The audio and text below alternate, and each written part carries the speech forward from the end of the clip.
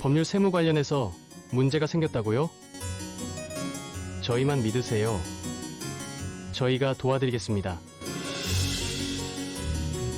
법률 세무 상담을 무료로 제공합니다. 월 1회 법률 세무 강의를 진행합니다. 한농대 졸업생, 재학생의 원활한 영농 영어를 위하여 여러분의 꿈과 희망을 위하여 한국농수산대학교가 항상 함께하겠습니다.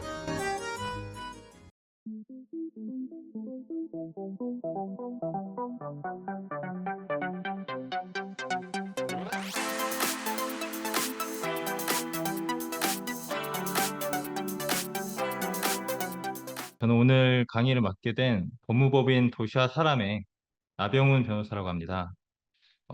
제 부담스러운 얼굴 보기 싫으실 수도 있으니까, 네, 부담스러운 얼굴 줄이고요. 네, 화면 공유해서 강의 한번 보겠습니다. 네, 오늘 강의는 그 주택 임대차 보호법, 그리고 상가 건물 임대차 보호법에 대해서 간단하게나마 기본적인 원칙적인 규정이나 아니면 관련된 제도 같은 걸 이제 알려드릴 텐데요. 이게 제가 만든 강의 자료여서 제가 뭐 잘 알고 있지만 임대차의 이해 그리고 안전한 임대차 계약 체결을 위한 지침이라고 일단 간단하게 써놓긴 했어요, 부제를. 그런데 이것도 당연히 중요하지만 아무래도 이게 법이라는 게 일반적인 규범이다 보니까 여러분이 만약에 직접 임대차를 체결을 하시거나 할 때 그 구체적인 사정 때문에 이 법의 규정과 정확하게 일치하지 않아서 어떻게 적용되는 거지? 그리고 왜 나도 여기에 해당되는 것 같은데 이게 아니라고 하는 거지? 하는 경우가 되게 많이 있을 수가 있습니다.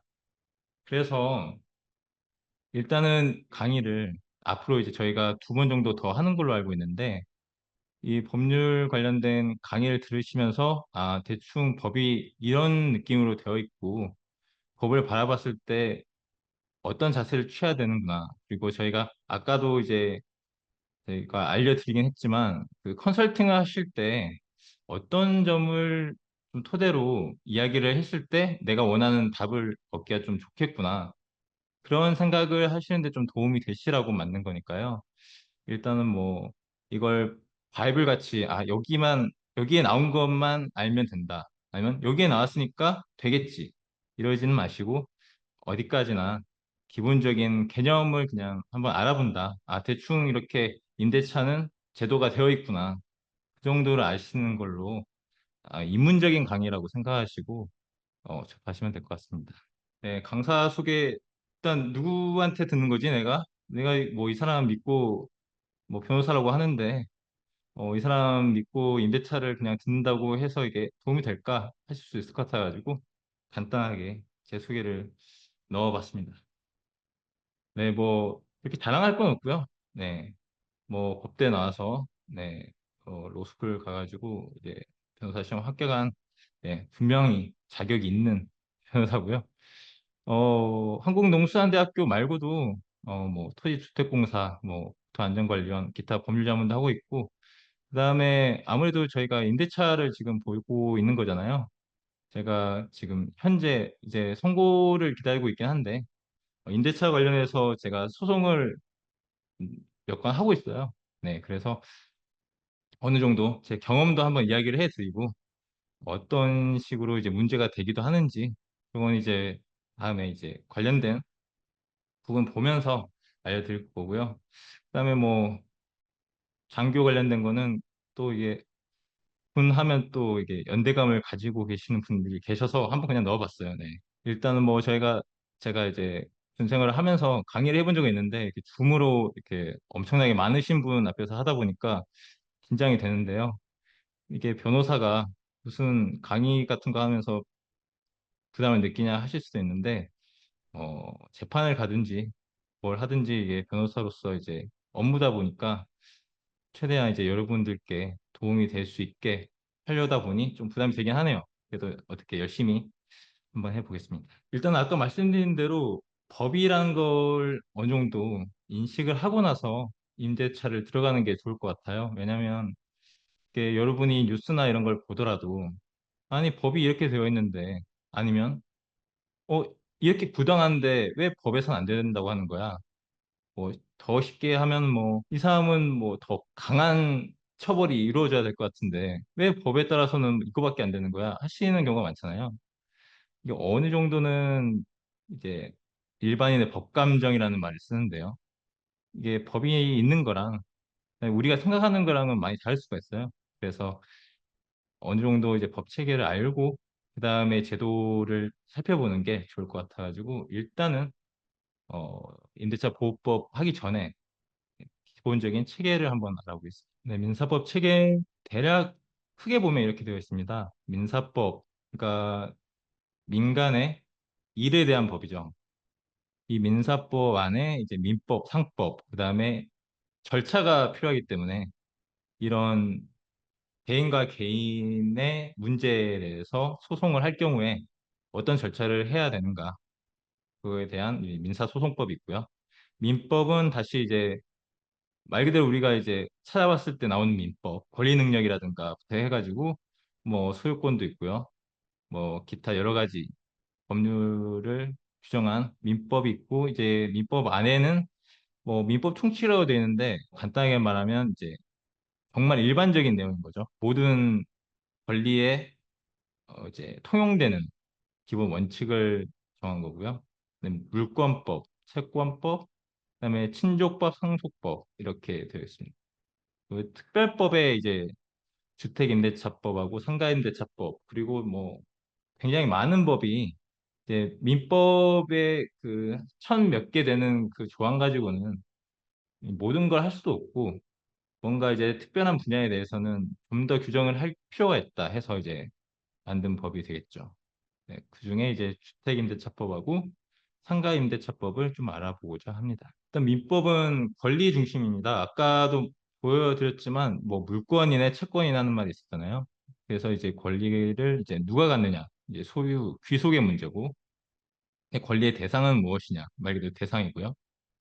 그다음에 이게 권리는 어떻게 발생, 변경, 소멸되느냐 이걸 다루는 게 이제 민법입니다. 그래서 이제 권리는 재산권이 아무래도 임대차도 그렇고요. 재산권이 가장 주요한 거라서 뭐 인격권이나 가족권도 뭐 사원권도 중요하긴 하지만 재산권이 아무래도 중심이 되는 거긴 합니다. 아무래도 이제 재산권과 관련해서 분쟁도 많고 결국에는 거기에서 다툼이 많이 있기 때문에 그래서 물권은 객체는 물건이라고 되어 있죠. 그러니까 물건에 대한 권리입니다. 이게 이제 점유권, 소유권, 지상권, 그다음에 지역권 이건 뭐 다양하게 있고 뭐 들어보신 것도 있을 거예요. 뭐 유치권 같은 경우에는 뭐 은근히 들어보셨을 거고 질권이나 이런 건 좀 안 들어보셨을 수도 있습니다. 네, 그만큼 약간 활용 빈도가 적기도 하고요. 근데 여기 전세권이라는 게 이제 강조 표시가 되어 있죠. 근데 이게 왜 강조가 되어 있는지는 다음에 알아볼 거고요. 이 채권은 객체가 채무자라고 되어 있는데 상대방에 대한 권리입니다. 상대방한테 어떤 걸 청구할 수 있는 권리죠. 그래서 매매. 매매가 과연 상대방한테 무슨 권리를 청구한다는 건가? 우리가 돈을 냈으면 받는 게 있어야겠죠. 그래서 내가 돈을 주었으니 너는 나에게 물건을 내놓아라. 이런 걸 청구할 수 있는 권리가 이제 채권이 되겠죠. 이제 매매에 기한 이제 물건 인도 청구권 뭐 이렇게 되겠죠. 그다음에 증여.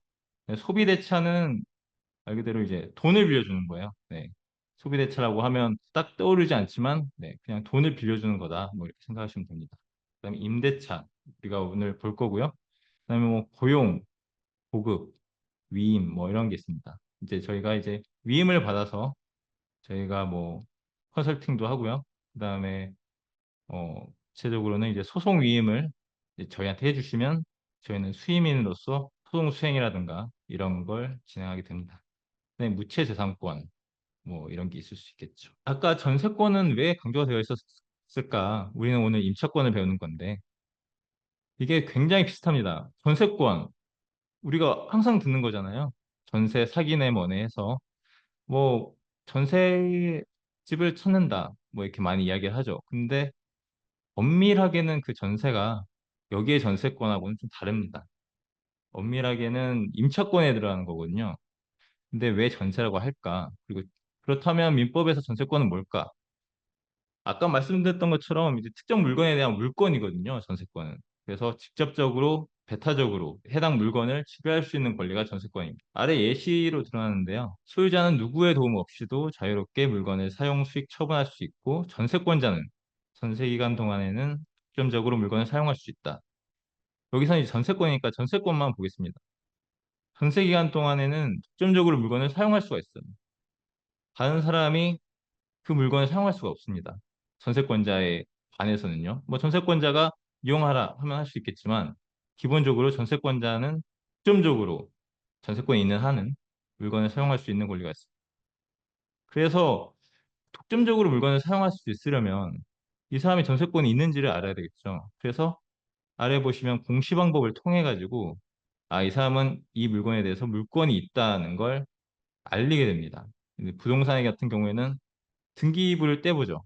거기에 보면 보통은 을구에 있습니다. 갑구랑 을부랑 이렇게 있는데요. 갑구는 이제 소유권과 관련된 곳이고, 을구가 이제 다른 기타 제한 물권을 기재하는 곳인데, 전세권 같은 경우에는 이제 을구에 등기가 되게 됩니다. 근데 임차권 같은 경우에는 보시면 특정인, 아까 말씀드렸다시피 채무자, 상대방에 대한 권리입니다. 그래서 그 사람한테만 권리가 있습니다. 우리가 어떤 사람한테 물건을 샀는데 전혀 딴 사람한테 내가 돈 냈으니까 물건 주세요. 할 수가 없잖아요. 그런 것처럼 그 사람한테만 청구를 할 수 있는 권리입니다. 그래서 하나의 건물에 대해서 임대인은 A와 임대차 계약을 체결한 후에 B와 임대차 계약을 체결할 수 있습니다. 왜일까요? 말이 안 될 수 있잖아요. 아니, 건물이 하나인데 어떻게 이 사람한테도 빌려주고 저 사람한테도 빌려주지? 그러면 누구 한 사람은 그걸 못 쓰지 않나? 그런데 아까 말씀드렸던 것처럼 전세권은 그 물건에 대해서 권리를 설정하는 거지만 이건 사람에 대한 겁니다. 그래서 임대인이 A하고 임대차 계약을 체결했으면 A라는 임차인은 임대인한테 나 그거 쓸 수 있게 해줘. 나한테 권리가 있어. 이렇게 할 수 있고요. B도 임대인한테 어, 나도 너랑 체결했는데 나한테 권리 행사할 수 있게 해줘. 이렇게 둘이 같이 상대방에게 청구를 할 수가 있습니다. 그래서 채권의 목적은 채무자의 행위고요. 만약에 아까 같은 경우에 A가 쓰고 있잖아 하면서 이제 B가 임대인에게 따지면은 이제 그때 가서는 너는 나에게 그 건물을 사용 수익할 수 있게 하는 권리를 줬는데 그걸 실현하지 못하게 했으니 그에 따라서 뭐 손해배상이라든가 뭐 기타 권리를 주장할 수 있는 거죠. 그래서 목적물인 물건은 행위의 대상일 뿐이기 때문에 네, 이에 대해서 전세권과 같이 강한 권리는 주장할 수가 없는 거죠. 그래서 더 자세하게 알아보면 전세권 설정 계약. 일단은 그 물건에 대한 권리를 주려면 뭔가 이야기가 있어야 되겠죠. 그냥 나 여기에 전세권을 가질래 할 수는 없으니까요. 어떤 물건에 대한 사용 수익의 권리니까 소유자하고 설정 계약을 하게 되고 아까 말씀드렸던 것처럼 등기, 네, 공시를 하게 됩니다. 그리고 아까 말씀드린 것처럼 이 물건에 대한 거기 때문에 어떤 당사자, 상대방에게 주장하는 게 아니고 이 물건에 대한 권리이기 때문에 누구에게나 주장이 가능합니다. 이걸 대세적 효력, 그러니까 세상에 대해서 효력을 주장할 수 있다는 거죠. 그리고 누구나 등기부를 보면 이 사람에게 전세권이 있구나. 이걸 알 수 있습니다. 그리고 뭐 아래는 좀 어려운 이야기일 수는 있는데요. 전세권을 담보로 해서도 담보물권, 그러니까 저당권을 설정할 수가 있습니다. 그래서 이제 아무래도 전세권 저당권이라는 이거는 뭐 어렵긴 한데 이 전세권이 이제 기간이 있거든요. 그 기간이 끝나면 그 전세권에 따른 피담보 채무라고 하는데 그거에 대한 저당권을 가지게 됩니다. 근데 이건 어려우니까 넘어가고요. 그 다음에 임대인 동의 없이 양도 및 전대가 가능합니다. 이 사람이 빌려줬는데 정확하게는 여기 임대인은 아니고요. 정확하게는 이제 소유자긴 한데 소유자 동의 없이도 양도 및 전대가 가능합니다. 그러니까 다른 사람에게 이 사용할 수 있는 권리를 줄 수가 있다는 거죠. 왜냐하면 물건에 대한 권리이기 때문입니다. 이 상대방한테 청구하는 게 아니고 이 물건에 대해서 내가 사용 수익할 수 있는 권리가 있으니까 이 물건에 대한 권리를 다른 사람한테 주더라도 소유자는 이거 내 물건이잖아가 안 됩니다. 그리고 아래 보시면 목적물이 제3자에게 양도된 경우 제3자는 전세금 반환금까지 부담한다. 이게 뭐냐면요. 전세권 같은 경우에도 아까 말씀드렸다시피 임차권하고 다르긴 하고 우리가 아는 그 전세가 아니긴 한데 그 이 전세권, 물건에도 이제 전세금 반환금가 있습니다.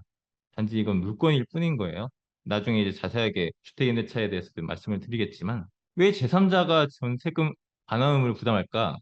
왜냐하면 물건이 옮겨가면 이 물건에 대한 권리인 전세권도 그대로 넘어가기 때문입니다. 그래서 그런 거고요.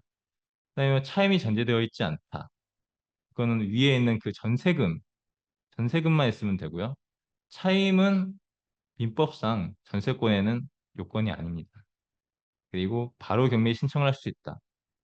물건이기 때문에 그 물건, 제한 물건이라고 하거든요. 소유권을 제한하는 물건이라고 해서. 그래서 이런 걸 가지고 있으면 저당권과 같이 경매 신청을 할 수 있는 권리가 있습니다. 그리고 임차권은 임대차 계약을 합니다. 우리가 평소에 하는 뭐 월세 계약이라든지 그다음에 그냥 일반적으로 통용되는 전세 계약이죠. 그리고 아까 말씀드린 것처럼 상대방한테만 주장할 수 있기 때문에 대항력이라는 걸 갖추었을 때 제3자에게 대항이 가능합니다. 왜 채권은 상대방한테만 주장할 수 있다고 하고 이런 전세권이나 이런 물건에 비해서 약한 권리로 이렇게 해놨으면서 왜 제3자에게 대항이 가능하다고 하는 거지? 라고 하실 수 있는데 나중에 알아보겠지만 임차권은 아무래도 이 상대적으로 약자인 임차인들을 보호할 필요성이 있기 때문에 채권이긴 하지만 어느 정도 제3자에게도 대항할 수 있게 해서 그 권리를 좀 보호하자 이런 측면이 있는 거죠. 그래서 기본적으로는 아래처럼 제3자는 임차권의 내용을 알기가 어렵습니다. 그리고 여기에 담보물권 설정을 할 수가 없고요. 왜냐하면 알 수가 없어요. 공시를 안 하기 때문에. 상대방에 대한 권리이기 때문에 상대방하고만 알고 있으면 되거든요. 그리고 굉장히 다르죠. 임대인 동의를 받아야지 양도 및 전대가 가능합니다. 왜냐하면 상대방한테만 주장할 수 있는 거기 때문에 임차인도 임대인한테만 주장할 수 있지만 임대인도 임차인한테만 주장하고 권리가 있거든요. 근데 임대인은 임차인하고만 계약을 했는데 나랑 계약하지도 않은 다른 사람이 이용하고 있네? 이렇게는 안 된다는 겁니다. 그래서 동의를 받아야지 임차인은 그 임차권을 양도하거나 뭐 할 수 있는 거죠. 뭐 다음 사항은 아까 다르게 제3자는 기본적으로 보증금 반환 의무를 부담하지 않습니다. 하지만 뒤에 보면 또 예외를 규정하고 있죠. 어디까지나 이건 민법에서 규정하고 있는 거기 때문에 이런 상황이 있기 때문에 임차권을 더 보호해야겠는데 그렇게 해서 특별법으로 우리가 오늘 살펴볼 각 임대차 보호법이 제정이 되고 개정이 되고 있는 겁니다. 그래서 이제 빠르게 임차권 관련해서 알아보겠습니다. 일단 민법에서 아까 본 게 이제 민법 내용이에요. 그래서 제618조에 임대차는 당사자 일방이 상대방에게 목적물을 사용 수익하게 할 것을 약정하고 상대방이 이에 대하여 차임을 지급할 것을 약정함으로써 그 효력이 생긴다라고 되어 있습니다. 아까 봤던 게 그대로 나오죠. 당사자 일방이 상대방에게라고 되어 있습니다. 그래서 상대방에게 사용 수익하게 하고 상대방에게 차임을 지급하게 하는 겁니다.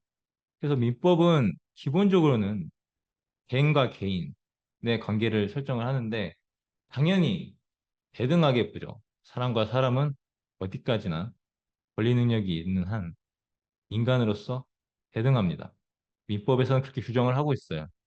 그걸 바탕으로 하고 있고요. 그래서 어떤 사람이 가난하기 때문에 뭐 손해배상을 적게도 되고 이런 건 기본적으로 없습니다. 그렇지만 임대차 계약은 뭐 여기는 상가 건물이라고만 해놨는데요. 뭐 주택도 똑같죠. 이 건물주가 아무래도 상대적으로 강한 게 뭐 보통이죠. 그렇기 때문에 상대적으로 약자인 임차인을 보호하려고 주택임대차법 그리고 이제 이후에는 상가임대차법을 제정해서 시행하고 있습니다. 이게 더 강력하게 보이는 게 그 다음에 있는 강행 규정이라고 되어 있는 거거든요. 이 법에 위반된 약정으로서 임차인에게 불리한 것은 그 효력이 없습니다. 임차인이라고만 되어 있어요. 임차인에게만 불리한 것은 그 효력이 없다. 이 법에 위반된 약정인데 당연히 효력이 없어야 되는 거 아닌가? 라고 할 수 있잖아요. 근데 임차인에게 불리한 것은 그 효력이 없지만 임차인에게 유리한 것은 효력이 있습니다.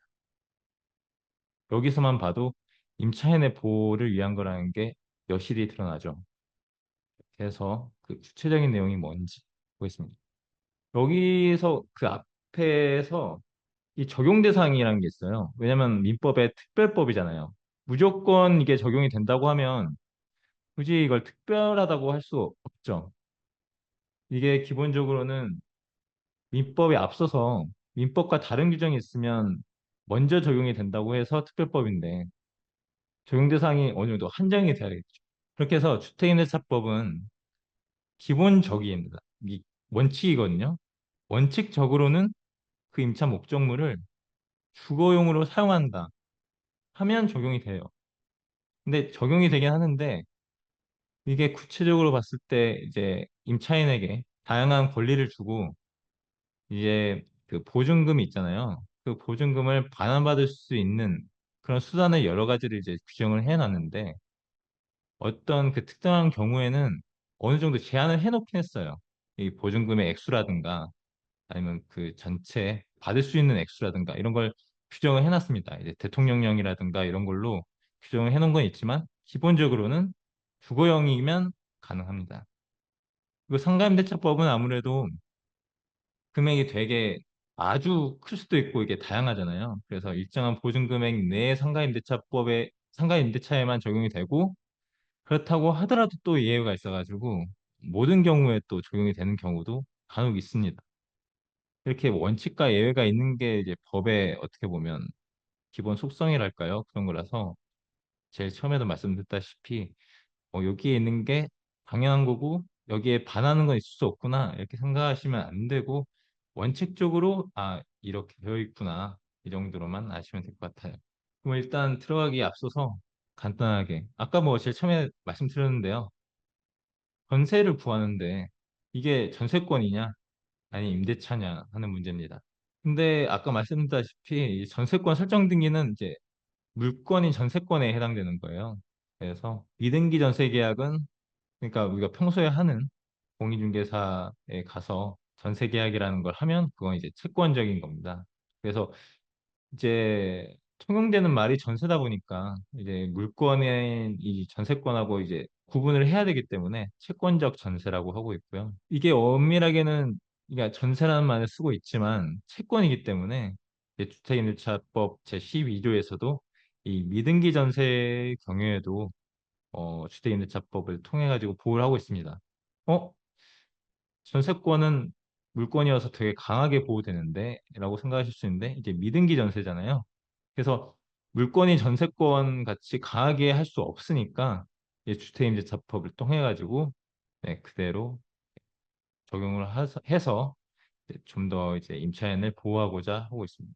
드디어 들어갑니다. 드디어. 간단하게 개괄적으로 이게 어떻게 보면 물론 이제 개정된 것도 있고 하지만 기본적으로 이게 쌓여가면서 이제 좀 더 두터운 보호를 하게 된 거거든요.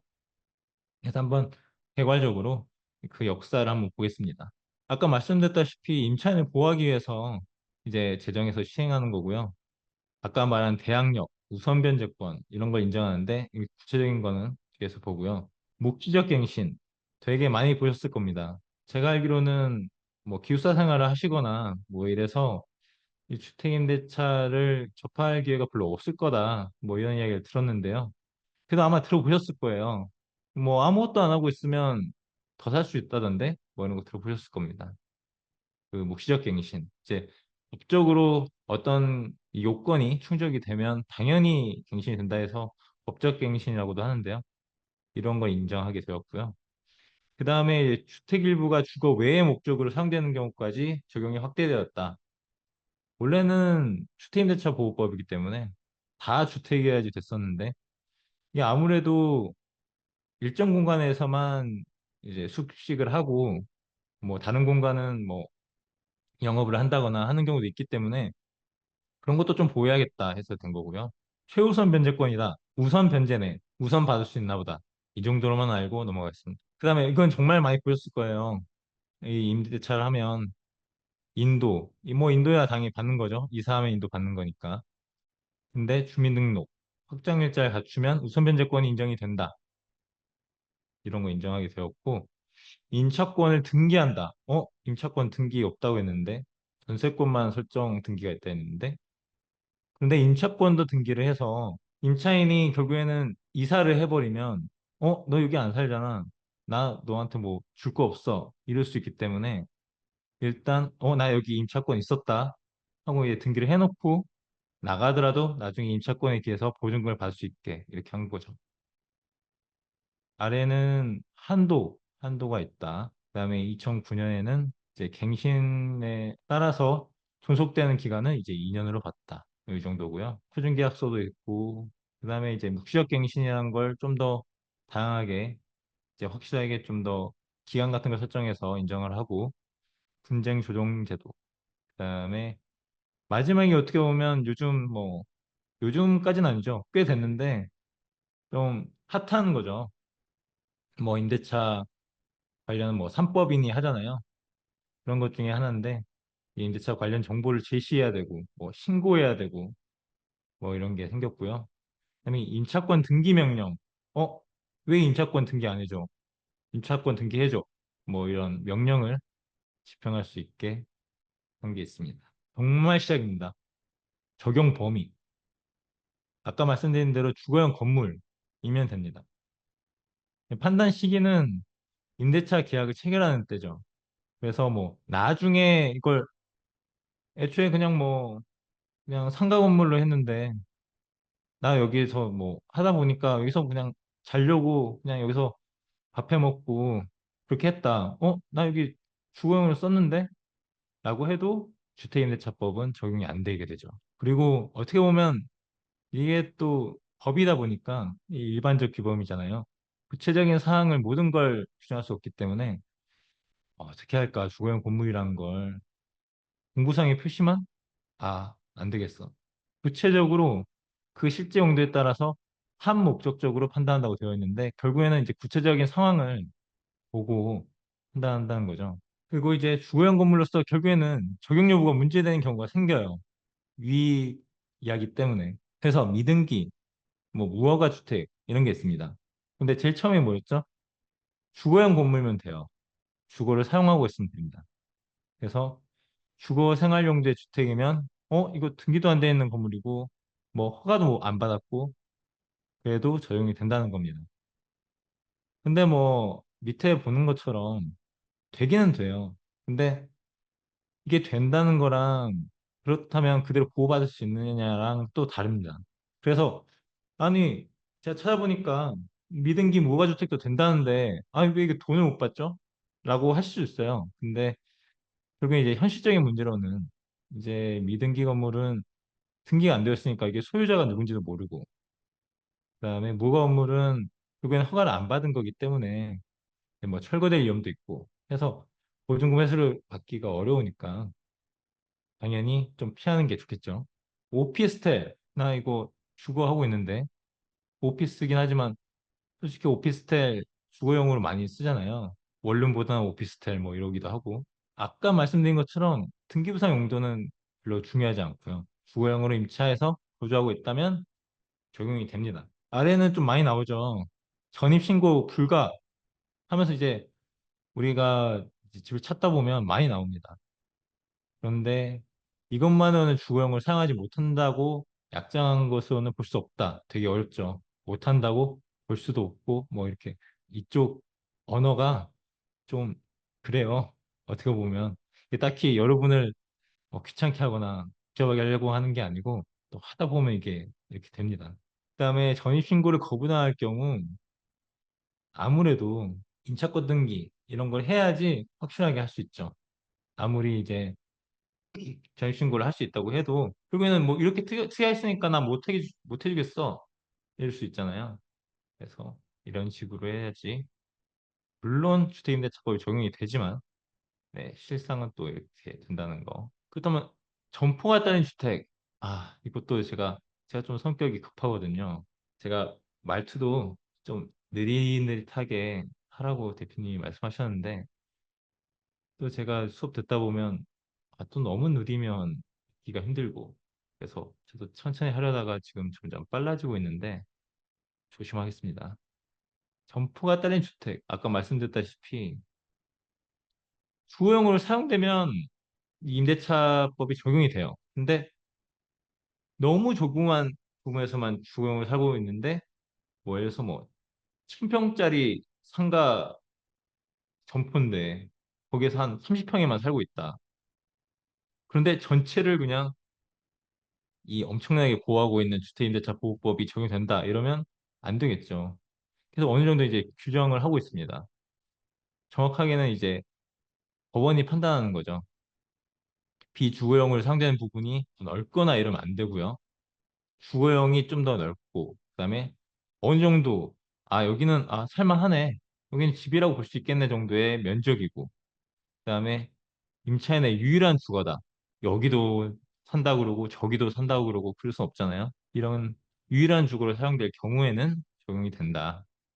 그래서 아래같이 여관, 방이 넘쳐나는데, 그 중에 하나 여기서 뭐 한다고 해가지고, 이걸 전체를 그냥 주택임대차법을 적용한다?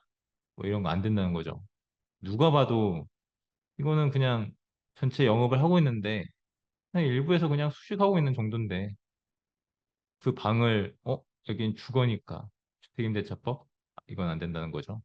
건축물 관리 대장이나 부동산 등기부상에 없는 옥탑 그런데 주거용이고 전입신고도 있고 확정일자도 받았고 형태가 실질적으로 갖추어져야 된다. 이게 중요하죠. 옥탑이잖아요. 그래서 건물 구조상 이거 아까도 봤지만 이거 집이라고 할 수 있나? 그런 게 돼야 되는 거죠. 그래서 임차 당시에 옥탑이 주거용으로서 형태가 실질적으로 갖추어져 있다면 이 주택임대차법이 적용이 됩니다. 그런데 임대차법에선 이 대항력이라는 게 중요한데 그러니까 위에서도 그렇잖아요. 옥탑이 건물의 일부 등으로서 경매되는 경우라고 되어 있잖아요. 근데 이걸 하려면 대항력이 있어야 됩니다. 대항력. 주택임대차법 제3조에 있는데요. 아까 말씀드렸던 것처럼 상대적 효력만 있어서 제3자에게 주장하지 못한다고 했죠. 임대인한테만. 임대인한테만 나는 여기 임차권이라는 게 있어. 그러니까 나 여기 사용을 수용할 수 있어. 나 여기서 살 수 있어. 라고 하지. 다른 사람한테 뭐 물론 그렇게 하죠. 여기 임차하면 내 집이죠. 내 집이라고 하잖아요. 친구들 놀러 오면 월세 살고 있어도 내 집이잖아요. 그런데 법적으로는 제3자한테 나 여기 살고 있다. 이거 주장을 하지 못해요. 네. 물론 뭐 제3자가 뭐 거기 소유자라거나 이런 게 아니면은 제3자도 주장을 못 하겠죠. 근데 이제 제3자가 주장할 수 있는 경우가 있으니까 이렇게 많이 나오는 건데. 근데 임차권은 중요하니까 보호해야 되겠으니까 말 그대로 보호법이잖아요. 그래서 대항력이라는 거 인정합니다. 요건은 인도, 전입신고, 주민등록 이게 갖춰져야 되고요. 그 다음날 0시부터 발생한다는 게 중요합니다. 전입신고 되셨습니다 하고 이제 주민등록증에 이제 붙여지잖아요. 이제 새로운 주소가 이제 되어 있고. 근데 그 다음날 0시부터 발생한다는 게 중요합니다. 이게 법으로 정해져 있어요. 그래서 그때 받았는데 왜 나중에 되지? 이렇게 하시면 뭐 주장을 아무리 하셔도 이건 받아들여지지 않아요. 아니 임차인이 부상하지도 않으세요? 그 다음날 0시라고 하면은 제가 돈을 못 받게 생겼는데 라고 아무리 예언하셔도 안 됩니다. 그래서 주민등록은 또 이게 또 중요하거든요. 아까 왜 임차권 등기 명령 같은 게 있었을까? 아니 그냥 뭐 돈 받는 거 있다 하고 그냥 이사 가면 되는 거지. 라고 하는데 계속 존속하는 경우에만 대항력 유지되기 때문에 그에 따른 권리도 결국에는 주민등록이 없으면 바로 소멸해야 하기 때문에 그렇기 때문에 중요한 겁니다. 이렇게 나오죠. 제3자에 의한 주민등록 임의의전, 의사에 의하지 않고 책임을 물을 만한 사유도 없는 경우에는 또 대항력 유지가 돼요. 이게 뭐 마음대로 하는데 주민등록을 근데 임차인을 보호해야 되는데 아, 너 주민등록 없으니까, 아, 대항력 없어. 이렇게 하면은 이게 보호받을 권리가 전혀 없잖아요. 그래서 일단은 이런 경우에는 또 이게 다툼의 여지가 있어요. 어? 임차인 너 책임 없어? 당연히 이게 논란이 있겠죠. 임대인은 책임이 있다고 할 거고, 임차인은 없다고 할 거고. 그래서 이게 또 법적으로 논란이 있을 수 있기 때문에 또 이게 법적 절차에 따라서 누가 맞냐 이런 다툼의 여지가 있을 수 있습니다. 하지만 어찌하였건 이런 경우에는 당역 유지될 수 있으니까 만약에 법적 쟁송에 들어가면 이걸 주장을 해야겠죠. 나 임차인인데 책임을 물을 만한 사유가 없어. 그러니까 대항력이 있어. 이런 거 이제 저희가 만약에 수임을 한다고 하면 그런 거 적극적으로 주장을 하겠죠. 가족의 주민등록도 대항력 유지하는 데 도움이 될 수 있습니다. 뭐 가족이 있는데 한 사람이 그중에 옮겼다고 해서 대항력이 없어진다? 이건 좀 불합리하잖아요. 그래서 이 경우에는 대항력 유지된다고 봅니다. 관련해서 주민등록 원칙 이런 거는 그냥 기본적으로 이런 게 있다는 걸 알려드리려고 써놨고요. 단독주택 같은 경우에는 집원까지, 공동주택은 동호수까지 해야지 주민등록이라고 할 수 있다는 거. 이 정도 아시면 될 것 같습니다. 그러면 주민등록을 했어요. 근데 공무원 실수로 잘못됐어요. 너 주민등록이 안 돼 있네. 그럼 너 대항력 없어. 그러면 얼마나 억울합니까? 공무원 실수인데. 물론 공무원 실수 때문에 뭐 손해배상 청구한다 뭐 할 수도 있겠지만 뭐 그렇다고 해서 이게 없었던 일로 되는 건 아니거든요. 그래서 임차인이 전입신고를 올바르게 했다면 대항력을 인정을 합니다. 그다음에 주택 임차 후에 다른 집원에 전입했다가 아까 뭐 가족의 일부 뭐 이런 경우와는 달라요. 그래서 뭐 혼자 이제 원룸에 이제 들어갔는데 다른 집원에 전입했다가 정정한 경우에 어떻게 되느냐? 그렇다고 하면 이게 유효한 주민등록을 보지 않거든요. 이제 다른 집원에 전입을 한 경우에. 그래서 실제 집원에 다시 전입 신고를 한 다음 날, 항상 다음 날입니다. 그러면 왜 이걸 강조하느냐? 다음 날 0시부터. 이게 이것 때문입니다. 근저당권이 없었어요. 전혀 없었어요. 저당권이 설정된 게 전혀 없어서 딱 입주하고 전입신고하고 계약해서 이렇게 들어왔습니다. 근데 그날 근저당권이 생겼어요. 그렇게 되면은 대항력을 주장을 할 수 없기 때문에 우선 변제권, 그러니까 임차권을 통해가지고 보증금을 받을 수 있는데 보증금을 저당권은 이제 아까 제일 처음에 뭐 기억하실지 모르겠는데 물권이거든요. 강력한 권리입니다. 저당이라는 말 들으면 되게 강력하잖아요. 그 저당권에 앞서가지고 임차권이 대항력을 가지면 우선 변제권이라는 걸 가지는데 물론 이제 확정일자를 구비를 하긴 해야 됩니다. 그런데 이런 경우에는 대항력을 주장할 수가 없어요. 대항력이 없으면 확정일자를 구비하더라도 우선 변제권이라는 걸 주장할 수가 없습니다. 그러면 저당권이 생겼으면 그 저당권자가 먼저 경매 대가로부터 채무를 변제받습니다. 그러면 이제 남는 게 없으면 임차인은 아무것도 돌려받지 못할 수도 있는 거예요. 그런데 대항력이 있어야지 그것과 확정일자를 구비한 경우에 우선 변제권을 가지게 되는 거죠. 그렇다고 하면 당일이라고 하면 대항력은 인도와 주민등록을 마친 다음날 0시 기준으로 발생하는데 주민등록 마친 날 그날 근저당권이 생기면 당연히 근저당권이 앞서겠죠. 그러면 그 뒤에 대항력을 가져서 우선 변제권을 가진다고 하더라도 저당권보단 뒤기 때문에 저당권자가 먼저 다 가져가고 그 다음에 가져가야 된다고 합니다. 그래서 이게 되게 중요해요. 그래서 그 다음 날까지도 저당권이나 이런 거 설정하지 않도록 그렇게 특약을 하거나 하는 게 되게 중요합니다. 임차권 등기명령이라는 제도가 있습니다. 주택임대차법의 제3조의 3인데요. 아까도 뭐 잠깐 설명드렸지만 임대차가 끝났는데 보증금이 반환이 안 돼요. 이제 이사 가야 되는데 임차인은 법원에 임차권 등기명령을 신청할 수가 있습니다. 그럼 임차권 등기를 하면 대항력하고 우선 변제권을 취득을 해요. 그래서 이제 기존의 대항력권을 상실하더라도 제3자한테 주장을 하려면 대항력이 있어야 되는데 등기잖아요. 물권과 같이 등기를 한단 말이죠. 그래서 이미 취득한 대항력이나 우선 변제권 이런 게 상실이 안 됩니다. 그리고 당연히 이건 지금 보증금이 반환되지 않았잖아요. 임대차가 끝났는데. 근데 하는 건데 이 비용은 당연히 임대인에게 청구할 수가 있습니다. 제3조의 3, 임차권 등기 명령 제3항. 이 개정법에서 임대인에게 임차권 등기 명령 결정이 고지되기 전에 임차권 등기를 집행할 수 있게 했습니다. 왜냐하면 임대인이 안 받아요. 등기 명령 하라고 했는데 안 받으면 이게 안 되는 거죠. 이게 되게 말이 안 되잖아요. 이미 다 뭐 법원에서 뭐 등기 명령 하라 이렇게 해도 나 못 받았어. 아니면 뭐 임대인이 계속 안 받는 거예요. 되게 유명무실한 제도가 될 수 있기 때문에 이게 최근에 개정을 해서 임차권 등기를 그냥 집행할 수 있게 이렇게 만들었습니다. 경매와 임차권 소멸. 원래는 경매가 되면 소멸합니다. 당연히 그러겠죠. 왜냐하면 소유권이 넘어가잖아요. 결국에는. 그러면 아까 말씀드렸다시피 이 임대인에게만 주장할 수 있는 권리이기 때문에 기본적으로 소멸합니다. 그런데 이제 보증금이 모두 변제되지 않으면 대항력 있는 임차권, 그러니까 제3자한테 주장할 수 있는 임차권은 소멸하지 않도록 이렇게 되어 있습니다. 아래 보면 이제 최선 순위 담보물권자보다 먼저 대항력을 취득한 경우인데요. 이거는 다른 담보물권도 똑같아요. 저당권 같은 경우에도 최선 순위가 모두가 소멸하기 때문에 그것 때문에 이렇게 규정이 되어 있는 겁니다. 이건 어떻게 보면 민법에서 약간 복잡한 걸 수 있어서 그냥 간단하게 넘어가겠습니다. 그래서 경매나 매매 소유자가 바뀌었어요. 이것도 제가 먼저 말씀을 드려버렸네요. 대항력 있는 임차인은 나는 누구한테 줘야 되나? 대항력을 갖춘 후라면 이 제3자한테 다 주장할 수 있잖아요. 그러면 내가 지금 빌린 이 집이 양수인 너 거네?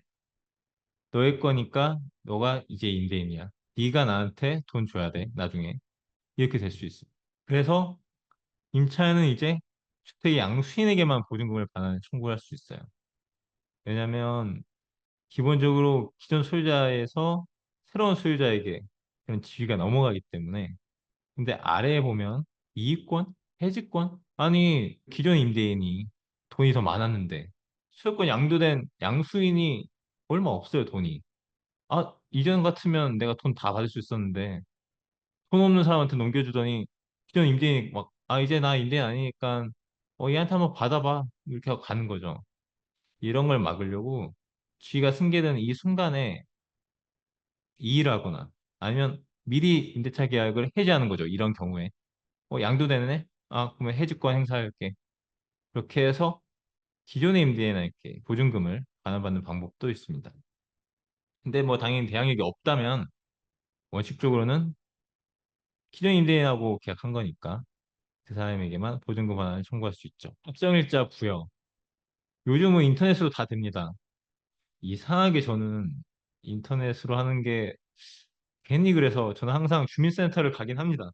가긴 하는데 뭐 모두들 이제 인터넷 익숙하시니까 인터넷 등기소를 통해 가지고도 할 수 있다는 거. 그다음에 앞에도 말씀드렸지만 이게 뭐 누구나 아는 거일 수도 있어요. 묵시적 갱신. 뭐 임대인이 임대차 기간이 끝나기 6개월 전부터 2개월 전까지 기간에 임차인한테 갱신 안 할 거야. 아니면 뭐 돈을 더 줘야 돼. 아니면 나 갱신 안 할 거야. 이런 통지를 하지 않으면 그러니까 아무 이야기도 안 하는 거죠. 그리고 반대로 임차인도 나 이제 이사 갈래. 뭐 이런 식으로 임차차 기간이 끝나기 2개월 전까지 뭐 통지하지 아니한 경우 이런 경우에는 당연히 그 계약이 갱신이 됩니다. 이제 계약이 그대로 연장이 되는 거죠. 기간이. 물론 이제 2기의 차임액에 달하도록 연체 그러니까 임차인이 돈을 안 줘요. 월세 같은 경우에 이제 2개월 동안 월세를 안 줘요. 기본적으로는 안 줬으니까 너 이제 나가 이렇게 할 수 있는데 보통은 뭐 안 그런 경우도 꽤 있죠. 그런데 이제 임차인하고 임대인하고 이제 갈등이 생기고 내가 뭐 몇 개월 동안 뭐 월세 안 줘도 그냥 참았더니 뭐 하면서 이제 계약을 해지한다고 합니다. 그러면 뭐 이제까지는 다 봐줬으면서 이제 와서 뭐 나한테 책임을 묻느냐 할 수 있는데 엄연히 법에서 이렇게 정하고 있다는 거. 그래서 실제하고 달라요. 그래서 제일 좋은 거는 이제 원만하게 합의해서 뭐 좋은 게 좋은 거지, 좋은 게 좋은 거지. 이거 좀 안 좋은 편일 수도 있는데 그냥 협의로 하면 좋은데 이게 안 됐을 경우에는 이제 법으로 이제 싸워야 되고 그렇다고 하면 이제 이런 규정이 적용이 되는 거죠. 그래서 묵시적 갱신이 되면 주택임대차 경우에는 이제 존속 기간이 2년으로 연장이 됩니다. 이게 또 강력한 건데요. 묵시적 갱신의 경우에는 임차인은 언제든지, 언제든지가 되게 중요해요. 일단 법적으로 갱신이 되면 임차인은 뭐 언제든지 그냥 해지한다고 할 수가 있습니다. 이게 임대인한테는 되게 크리티컬하죠. 이게 언제 나간지, 이게 해지를 한다는 건 결국에는 그러면 이제 내 돈 내다라는 게 되잖아요. 그렇기 때문에 임대인은 묵시적갱신이 안 된 거다. 아까 봤잖아요. 언제부터 언제까지 통지, 언제까지 통지. 이거 가지고 엄청나게 다툽니다. 그래서 이걸 되게 확실하게 해주셔야 돼요. 그러니까 만약에 이런 경우가 생긴다고 하면 문자라든지 아니면 뭐 내용 증명이라든지 그런 걸 다 해놔야지. 이거 봐라. 묵시적갱신 된 거다. 아니면 안 된 거다. 이런 걸 하셔야 된다는 거. 이게 다 왜 이걸 준비해야 되지? 다 이러는 거에서 나오는 겁니다. 계약갱신 요구, 이 굉장히 최근에 이제 나온 건데요. 임대인은 임차인이 임대차 기간이 끝나기 6개월 전부터 2개월 전까지 아까 똑같죠? 그 기간 이내에 계약갱신을 요구할 경우 정당한 사유 없이 거절하지를 못합니다. 무조건 해야 돼요. 무조건이 아니죠. 정당한 사유라는 게 있습니다. 이게 또 애매하죠. 정당한 사유. 그래서 또 이게 다툼의 여지가 됩니다. 근데 어쩔 수가 없어요. 정당한 사유가 있을 수 있잖아요. 무조건 거절하지 못한다? 이런 것도 안 되거든요. 임차 보호를 하는 거긴 하지만 그렇다고 해서 임대인도 우리나라 국민이고 사람인데 일방적으로 할 수 없잖아요. 임차인이 나중에 임대인이 될 수 있는 거고. 근데 물론 이 경우에도 이기 월세를 안 냈는데 이게 보호할 필요가 있느냐? 임차인 착실하게 권리 의무를 다한 사람한테 이 보호를 해주는 거죠. 그다음에 주택임대차 같은 경우에는 계약갱신 요구권은 단 한 번 사용할 수 있습니다. 제일 아래쪽이 굉장히 중요해요. 제가 이걸 작년에 이제 최근에 개정이 안 돼서 작년에 이걸 만든 건데 갱신되는 임대차는 전 임대차와 동일한 조건으로 다시 계약된 것으로 보지만 차임과 보증금은 기존의 약정한 차임이나 보증금의 20분의 1의 금액을 초과하지 않는 범위에서 증감이 가능하다라고 되어 있습니다. 이게 왜 중요한가? 굉장히 많은 경우에 이 임대차를 할 때 엄청나게 올리는 경우가 있어요. 뭐 굉장히 많이 보죠. 뉴스에서도. 뭐 몇십만 원씩 올리고 뭐 30%뭐 이렇게 올리고 제가 최근에 그 소송 수행한 것 중에 하나는 그건 이제 상가임대차법이었는데요. 이 상가임대차였는데 30%를 갑자기 올리는 거예요. 근데 이게 묵시적갱신이 되었느냐 안 되었느냐 이게 합의가 유효하냐 아니냐에서 이게 굉장히 중요하게 활용이 됩니다. 뭐 상감대차에서 보겠지만 여기 나왔으니까 미리 말씀드리는 건데 그래서 제가 그분 그 의뢰인분한테도 이야기를 했어요. 함부로 도장 찍지 말라. 30%나 올리는데 이 그분 같은 경우에는 뭐 기존에 묵시적갱신이 된 거였어요. 근데 묵시적갱신이 된 이후에 계약을 이제 새로 한다고 이제 임대인이 이야기를 한 거죠. 그렇게 하면서 너 30% 올린 거 안 내면 나 이제 계약 안 할 거야. 너 이제 가게 빼. 이렇게 하니까 엉겁결에 이렇게 도장 찍고 나서 나중에 보니까 이걸 본 거예요. 이 규정을. 물론 상가임대차에도 거의 똑같은 규정이 있기 때문에 상가임대차법 규정을 보시고 온 거죠. 보통은 다 보시고 오세요. 여러분도 뭐 컨설팅 아까 제일 처음에 컨설팅 안내를 했는데 컨설팅 하실 때도 보통은 뭐 저희보다 더 상세하게 막 규정 같은 거 찾아보시고 저희한테 물어보십니다. 여기 규정에 이렇게 돼 있던데 또 누구한테 물어보니까 아니라고 하던데요. 이렇게 많이 하시는데 그분도 이런 규정이 있다고 나 너무 많이 낸 것 같다고 안 내도 되는 거 냈다고 이렇게 오셔서 제가 대리를 한 사건이 있습니다. 그런데 다양한 문제가 있어서 저도 이제 다양한 법적 쟁점에 대해서 이제 반박도 하고 주장도 하고 했는데 이렇게 복잡한 문제가 생길 수 있으니까 이런 건 미리 알고 20분의 1 금액을 초과하지 않는 범위에서만 되는데 그러면 나 이거 못하겠어. 뭐 더 내놔라 할 거면 뭐 법적으로 가든지 뭐 이런 식으로 갈 수 있는 거죠. 정당한 사유, 정당한 사유가 어느 정도 나열이 되어 있습니다. 이게 또 단순히 정당한 사유라고만 하면 또 너무 법적인 문제가 많이 있기 때문에 그래서 가장 큰 게 이거죠. 뭐 뉴스도 많이 나오지만 실제 거주하려고 한다. 내가 살래. 너한테 빌려줬었는데 내가 살래. 뭐 이런 경우에는 갱신을 거주할 수 있는 거죠. 근데 뭐 당연히 정당한 사유 없이는 네, 안 되겠죠. 자, 전입세대 열람제도라는 게 원래도 있었습니다. 그런데 임차 계약을 체결하려는 자는 안 됐어요. 아까 제일 처음에도 말씀드렸죠. 아니, 너 불쌍하지 않냐고.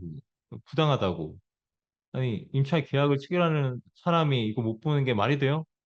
라고 하지만 기존의 법은 임차인 또는 뭐 이렇게 해서 임차 계약을 체결하려는 자는 이 위쪽에 기존의 그 제29조의 2 주민등록법 여기 없었기 때문에 못했습니다. 그런데 이제 할 수 있죠. 이해관계가 있는 자는 정당한 사유 없이 거부할 수 없고 임대인의 동의를 받으면 뭐 기간 요청할 수 있고 선순위 임차인 정보, 뭐 임대인의 체납 사실 확인할 수 있어요. 근데 이것도 임대인이 거부하면 또 환불을 못해요. 또 이렇게 할 수가 없어요. 그래서 이제 임대인의 정보 제시 의무라는 게 있습니다. 그래가지고 제3조의 7에서 이제 납세증명서 뭐 이런 거 제시하거나 아니면 뭐 인압수액 열람 동의하게 이렇게 되어 있죠. 그래서 뭐 요즘은 임대차 할 때 뭐 체납 사실 이거 내놔라 하면 뭐 보통은 걸리는 게 없다면 네 임대인들은 다 그런 거 주긴 하죠. 이해관계 있는 자는 뭐 이렇게 되고요. 임대차 계약을 체결하는 자도 된다는 점. 서류 이거는 뭐 관련된 내용 다 있기 때문에 이거 뭐 외울 거 아니잖아요 우리가 간단하게 이런 게 있다는 거 뭐 다운도 받으셨고 하니까 그거 보고 찾으시면 되고 관련된 거는 뭐 인터넷에서도 얼마든지 있으니까 구체적으로 찾아보시면 될 것 같습니다. 제가 일단은 그래서 뭐 관련된 사이트를 미리 그래도 찾아보기 쉬우시라고 국세청 홈택스 이런 걸 통해 가지고 보시면 된다는 점. 이게 홈페이지가 좀 바뀌었는지 모르겠네요. 근데 아마 거의 비슷할 겁니다. 소액 임차인 최우선 변제권. 아, 이름부터 되게 듣기 싫죠. 근데 뭐 앞에서 잠깐 이야기한 거라서 기억 못 하실 수 있는데 이 선순위 담보권자 뭐 지상권 그 뭐 저당권이라든가 이런 사람이 이제 경매 신청을 하기 전에 대항력을 갖춘 경우에는 이게 소액임차인이라는 그 전제가 깔려 있어요. 제일 처음에 주택임대차법은 일단 주거용 건물이면 다 적용이 된다고 말씀을 드렸는데 여기에서 이제 예외가 나옵니다. 아니 소액임차인 최우선 변제권이라는 게 있는데 왜 이거 나는 안 되지? 여기 주거용 건물이고 임대차인데. 근데 이게 다 규정이 되어 있습니다. 이 시행령 여기에서 이제 다 뭐 번역별로 나눠서 이 제한을 두고 있습니다. 그래서 무작정 그냥 다 해주지 않아요. 왜냐면 이 담보권자들도 다 권리가 있고 하는데 물론 임차권을 보호해주기는 해야 되지만 결국엔 이제 물권보다는 약하긴 하거든요. 근데 뭐 무조건 뭐 다른 담보물권자보다 더 우선해서 받을 수 있는 권리를 무작정 그냥 무한정으로 인정할 수는 없기 때문에 이런 식으로 규정을 하고 있다는 거 정도만 아시면 될 것 같아요. 이런 경우는 뭐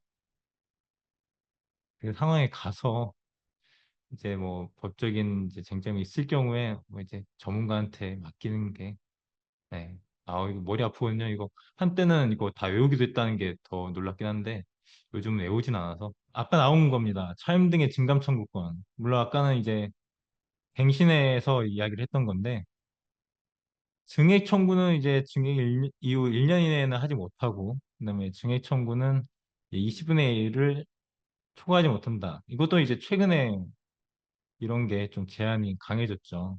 상한을 둬서. 이런 느낌으로 주택임대 차법이 있습니다. 근데 아까 말씀드렸던 것처럼 거의 대부분은 원칙이에요. 물론 예외도 몇 개 이제 들긴 했었는데 그래서 이렇게 되어 있었으니까 나는 뭐 소액 임차인에 대한 그 최우선 변제권이 인정돼야 되는데 왜 안 되지? 뭐 때문이지? 뭐 무시적 갱신 된다고 했는데 나 그렇게 한 것 같은데 그런데 갑자기 임대인이 안 준다 그러고 나한테 임차 뭐 차임 월세를 더 뭐 몇십 퍼센트 더 줘야지 뭐 안 그러면 나가게 할 거라는 둥 뭐 이렇게 이야기를 한단 말이죠. 내가 보기에는 절대 아니었는데 그럴 경우에는 뭐 아까도 말씀드렸는데 이 계약서나 이런 게 굉장히 중요합니다. 임차권은 아까도 말씀드렸다시피 이 상대방한테 청구할 수 있는 권리를 말하는 거고 결국에는 그 권리는 계약에 따라서 이제 결정이 되는 거거든요. 보통은 이제 억울하다고 막 이렇게 이야기를 하시면서 구체적인 계약 내용이라든가 계약서 같은 걸 전혀 주지를 않으세요. 그런데 뭐 대충 뭐 언제쯤에 내가 계약을 했는데 얼마쯤에 계약했고 특약 뭐 있으셨어요? 아, 특약 뭐 모르겠고 이렇게 하신단 말이죠. 그러면 저희는 이제 구체적인 사항에 따라서 이제 법을 적용을 해야 되는데 그런 식으로 이야기를 하시면은 저희가 되게 일반론적인 오늘 말씀드린 것처럼 오늘 말씀드린 내용 정도밖에 말씀을 못 드려요. 근데 그렇죠. 이제 그분은 이제 답답한 거예요. 아니, 아무리 뭐, 그래서 저희는 이제 전화 상담은 무료긴 하거든요. 아니, 뭐, 무료 상담이라고 대충 이야기해 주냐고, 이제 뭐, 이렇게 하실 수도 있어요. 근데 제가 구체적으로 말씀을 드리려면, 이렇게 구체적인 계약 내용이라든가, 내가 언제 뭐 이야기를 했고, 아까도 나왔잖아요. 몇 개월 전부터, 6개월 전부터 2개월 전까지. 이게 구체적으로 있기 때문에 그 기간에 했고 안 했고가 엄청나게 큰 차이를 만든다는 거죠. 그걸 우리가 이랬기 때문에 어떤 권리가 없습니다. 아니면 어떤 권리가 있습니다. 말씀을 드리고 싶은 상황에서 정보를 안 주시니까. 그래서 만약에 그 컨설팅이나 이런 걸 통해 가지고 그런 걸 물어보실 때는 뭐 물론 구체적인 걸 다 말씀하실 수는 없겠죠. 물론 이제 구체적인 거는 저희 상담을 직접 오시면은 저희가 이제 한국농수산대학교 관련된 분이라고 하시면은 어느 정도 이제 디스카운트를 하신다고 하니까 그렇게 해서 저희 상담을 직접 받으시면 가장 좋지만 컨설팅으로 간단하게 물어보실 때도 어느 정도는 그런 내용을 이거 좀 중요할 것 같은데 뭐 기간이라든지 그냥 뭐 특약을 했네 뭐 특약 사항이라든지 이거 좀 알려주시면은 저희가 아무래도 그 구체적인 내용에 대해서 이야기를 하는 게 훨씬 좋다는 거 그렇게 하시면은 훨씬 더 내가 알고 싶은 걸 얻어가기가 쉬우세요. 네. 지금 당장 내가 원하는 것만 막 열심히 이야기하셔도 그게 된다, 안 된다, 있다, 없다를 저희가 말씀드리려면 그런 자료 같은 게 있으면 있을수록 좋다. 상가임대차법은 굉장히 비슷합니다.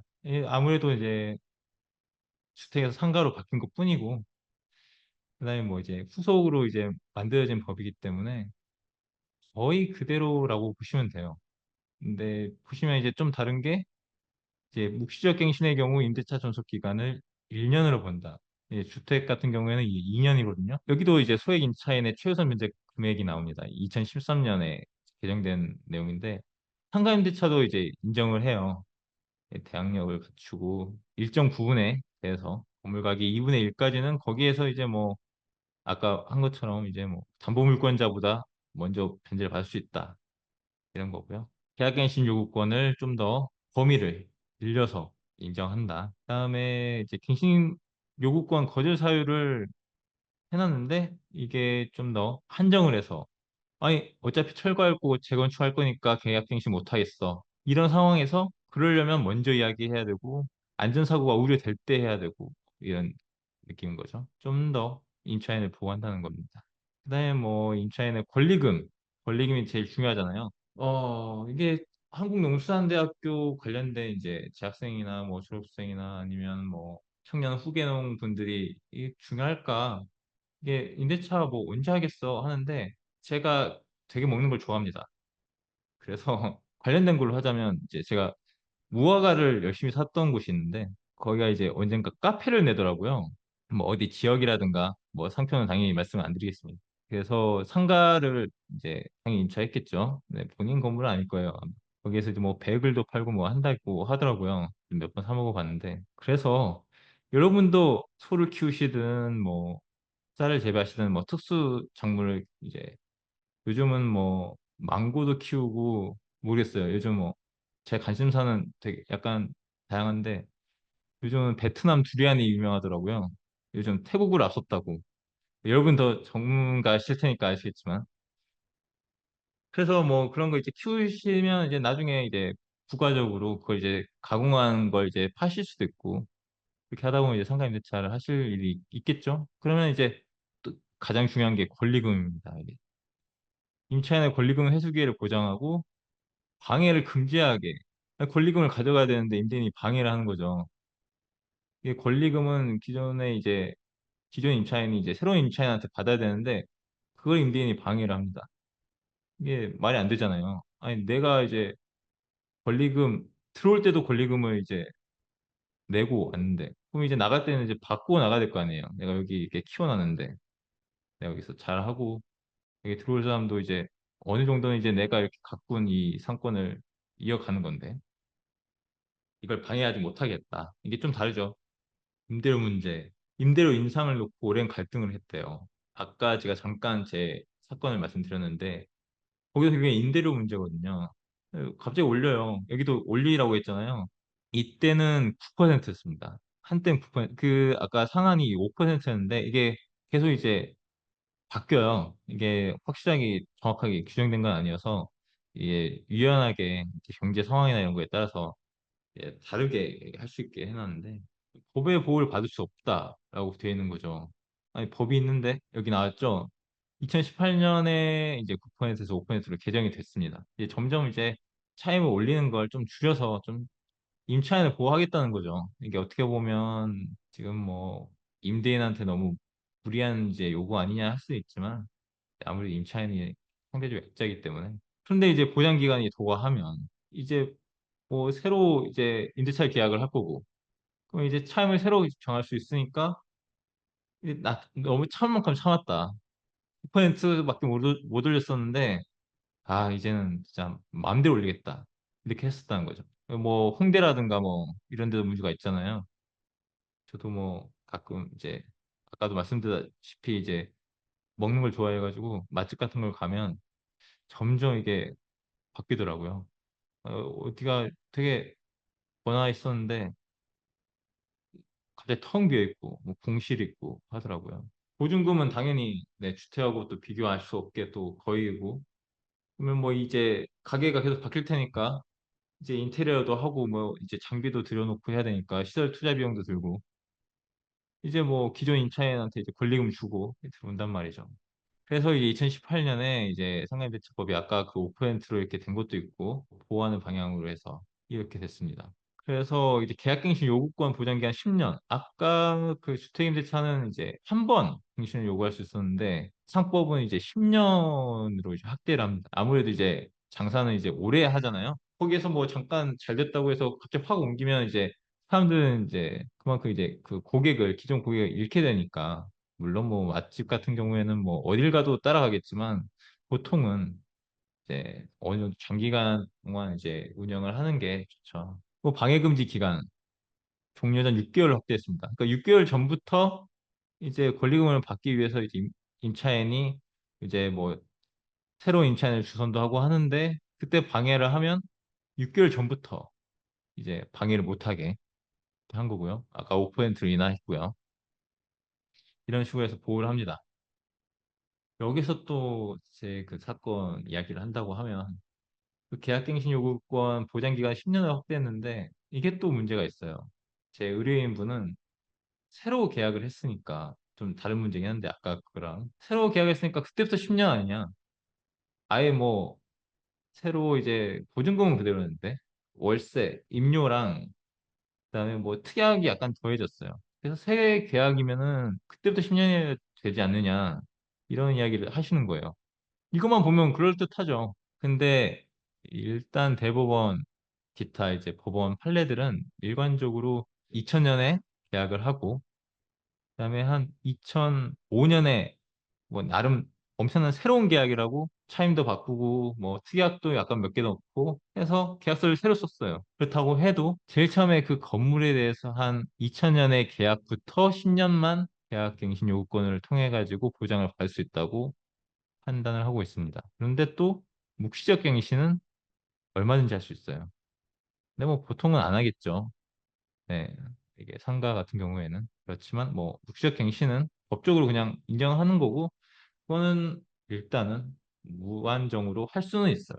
네, 2022년은 좀 특수한 관계인데, 네, 코비드 19 때문에 네, 뭐 이런 특수한 사정에 따른 임대차 계약 해지권을 인정을 했다는 거. 보통은 이런 거는 법원을 통해서 법원의 판단을 통해서도 인정이 가능하긴 한데 이게 뭐 무조건 뭐 법원에 가서 판단을 받아야 된다 하면 불편하잖아요. 물론 이것도 과연 인정이 돼야 되는 상황이냐 하면서 또 법적으로 갈 수도 있지만 일단 이런 걸 법적으로 이 상가임대차 보호법이 정확하게 상가 건물임대차 보호법이지만 네, 여기에서 인정을 했다는 거. 적용 범위 약간 다릅니다. 주택은 뭐 주거용이었으면 됐는데 일정 보증 금액을 초과하는 임대차에는 안 돼요. 상가 건물 같은 경우에는. 그리고 이것도 실질적으로 판단합니다. 근데 뒤에 이제 2009-40967이라고 있죠. 이 법원이 판단을 한 거예요, 이렇게. 법으로는 이렇게 안 되어 있습니다. 법으로 뭐 공구상 표시가 아닌 실질적으로 판단하여 뭐 적용한다 이렇게 안 되어 있거든요. 그래서 실질적 판단 결국엔 이게 법적으로 문제가 될 수 있다는 겁니다. 복잡하죠. 법대로 하면 다 된다고 하면 좋은데 뭐 그렇다고 하면 저희가 필요 없겠죠. 네, 법무법인의 존재 이유이기도 하고 미등기 건물 뭐 이거는 아까 말씀드린 거랑 비슷합니다. 대항력도 비슷하죠. 대신 주민등록 대신에 사업자 등록이라는 거. 다 비슷합니다. 존속 요건이라고 아까도 말씀드렸죠. 그다음에 뭐 사실상 폐업이다. 사실상 거기서 안 산다. 뭐 비슷하죠. 거의 비슷하기 때문에 넘어가겠습니다. 제가 주택임대차를 너무 열심히 해가지고 이게 리액션을 못 보니까 그냥 열심히 듣고 좋아까지는 아니더라도 듣고 계시겠거니 하고 이제 너무 열심히 해가지고 좀 다르죠. 1개월 전까지입니다. 1개월 전. 아까는 뭐 당연히 기억하시지는 못하겠지만 만료되기 6개월 전부터 2개월 전이었는데요. 상관 좀 달라요. 다르기 때문에 아니 주택임대차법도 그런데 나 상가여도 그래야 되지 않나요? 그런 분들 은근 있어요. 없을 것 같은데 있습니다. 네, 아까 말씀드린 최초의 임대차 기간을 포함한 전체 임대차 기간이 10년을 초과하지 않냐는 범위에서 계약갱신을 할 수 있고요. 임차인의 이야기입니다. 주택은 2기였는데 상가 같은 경우에는 3기의 차임액에 달라도 연체하거나 뭐 이런 경우에는 그러니까 임차인이 보호할 만하니까 보호하는 건데 뭐 아니 일단은 뭐 약자건 강자건 해야 될 의무는 다 해야지 될 거 아니에요. 네. 이행하지 않은 임차인에게는 이런 보호를 해주지 않겠다라는 거죠. 목시적갱신도 아까랑 똑같이 가고요. 존속기간은 1년이라는 게 주택하고 다르고요. 그다음에 역시나 임차인은 언제든지 할 수 있기 때문에 아까도 봤듯이 엄청난 보증금 뭐 이런 걸 내고 하는 거기 때문에 임대인에게도 이제 역공이 가는 거죠. 어떻게 보면. 네, 해야지 해주라면 뱉어내야 되니 뱉어낸다는 게 좀 그렇죠. 임대인이 다시 반환을 해야 되기 때문에 그래서 이게 되게 무시적갱신이라는 게 무섭다는 거 어떻게 보면 보시면 임대인은 또 통보를 받은 날부터 3개월 후 효력을 발생한다는 것도 중요합니다. 언제든지 해지할 수 있어요. 근데 해지할 수 있다고 해서 바로 내놔라 하면 또 안 되잖아요. 그러니까 물론 해지를 한 순간 이제 그때부터는 이제 반환을 해야 되는 그 준비를 뭐 잔뜩 해야겠죠.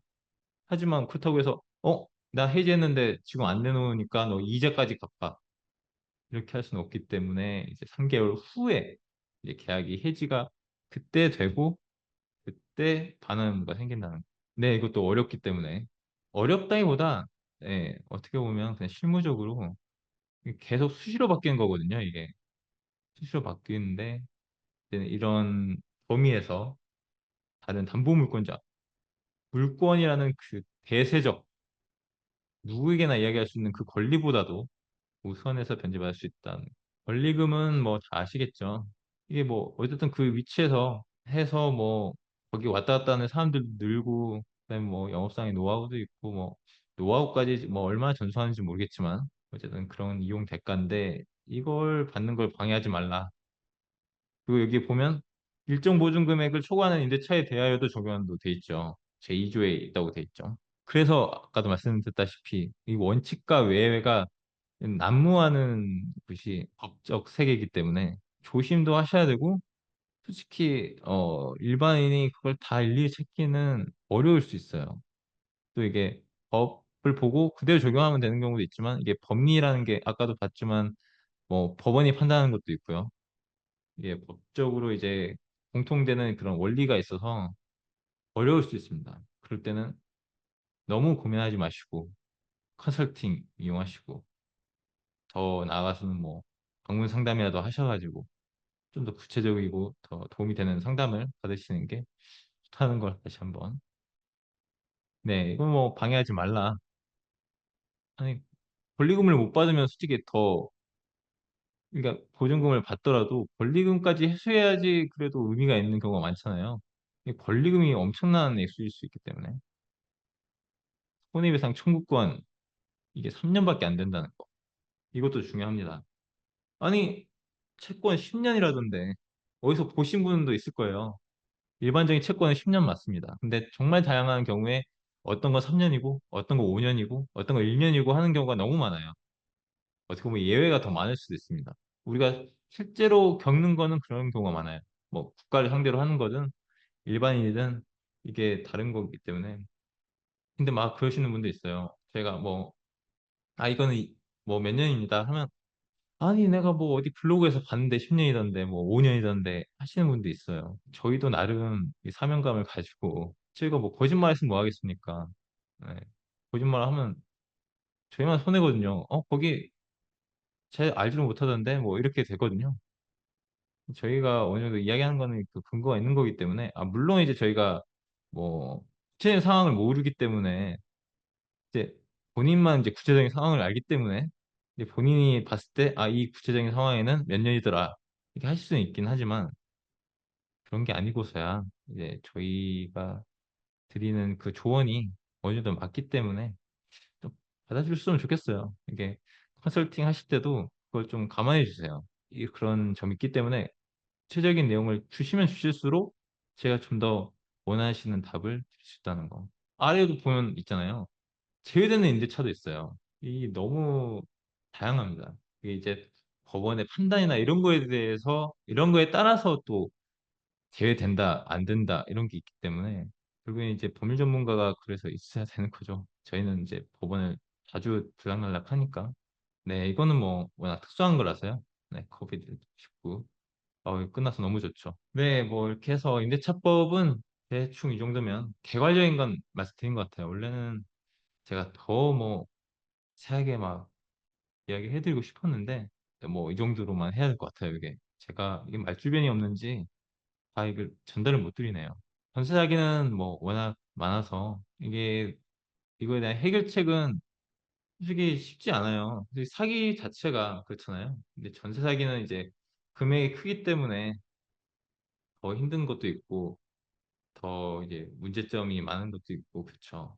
근데 아무래도 이 사기를 치려고 하는 사람들한테는 어쩔 수 없다는 것도 있잖아요. 물론 이제 법적으로 최대한 이제 형사 고발도 하면서 이제 무자력이 아닌 자력이 있는 사람들에게 이제 소송을 걸어가지고 보증금 반환 청구, 예를 들어서 뭐 손해배상이라든가 그런 걸 청구할 수 있는데 여기 뭐 내용은 제가 이 한국감정평가사협회를 통해 가지고 전세하기 유형 같은 거 이렇게 옮겨놨어요. 좀 보기 좋게. 물론 이제 저기 가셔서 직접 보셔도 됩니다. 거기 여러 가지로 안내해 놓고 있거든요. 근데 이제 이거 보시면은 전반적으로 이제 제가 유형은 알려드렸는데 이게 본다고 해서 이게 쉽게 피해지면 어떻게 보면 사기가 아닐 수도 있죠. 저희가 최대한 아까 뭐 보증보험이라든가 보증보험 제가 이야기 드렸는지 모르겠는데 일단 이제 계약을 할 때 구제의 내용이라든가 뭐 특약 사항이라든가 이런 걸 좀 더 잘 보시고 이제 뭐 전입신고 뭐 확장일자 뭐 이런 거는 뭐 필수니까요. 뭐 이런 다양한 사기가 있습니다. 이게 보면은 임대인하고 임차인이 결탁해서 이제 전세대출 사기를 하는 경우도 있어요. 물론 이거는 금융기관 상대니까 우리랑은 상관이 없다고 할 수도 있지만 어쨌든 다양한 전세 사기가 있다는 거. 네, 신탁자 이게 굉장히 많이 나옵니다. 이게 너무 어려우니까 간단하게만 말씀드릴 텐데요. 그럼 이게 신탁이 이제 위탁자라는 사람이 수탁자한테 이제 신탁을 하면 이제 그 사람이 그러니까 수탁자가 그 이제 운용을 하면서 이제 수익 같은 걸 이제 내주는 거죠. 그렇게 맡기는 거죠.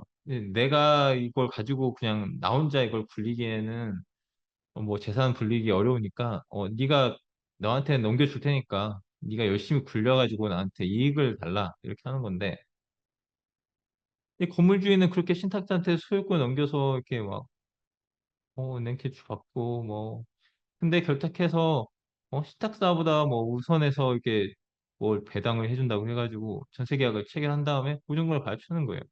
본인한테 권리도 없어요. 신탁자한테 소유권이 넘어갔기 때문에 본인이 뭐 할 수 있는 게 없는데 뭐 그런 게 있고요. 그래서 이제 전사기에 뭐 이제 다 주택이 보통 그렇게 되죠. 이제 공인중개사 사무소에 뭐 정상 등록이 됐는지 네, 뭐 확인. 뭐 요즘은 이제 저도 얼마 안 됐는데 이 공인중개사들 다 이런 거 알려주더라고요. 서류 확인하고 그런 식으로 하면 될 것 같습니다.